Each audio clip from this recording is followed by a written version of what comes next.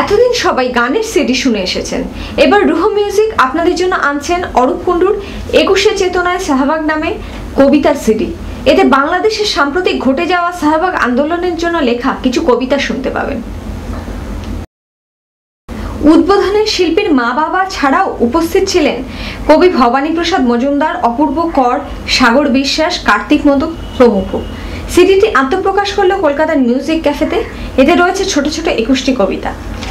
রু মিউজিকের তমজিৎ বাবুর কাছে আসার পরে উনি আমাকে বললেন যে আমরা তো মিউজিক নিয়েই বেশি কাজ করি, আমরা গানেরই করি, তো আপনি এই বিষয়টি ভেবেছেন?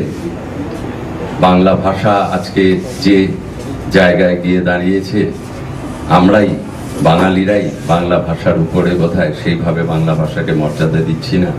এরকম একটি কাজ আপনি করেছেন। আমি নিশ্চয়ই, আমার প্রথম হবে এটি যে কবিতার সিডি আমি এটা প্রকাশ করব। জন্ম ইটেটা বাবার, রাত্রে কি মনে পড়ে? শাহবাগ, তুমি বিচার চেয়েছ ৪ দশকের পরে। আমার বাবাও আছে, জেনে রেখো, প্রজন্ম চত্বর।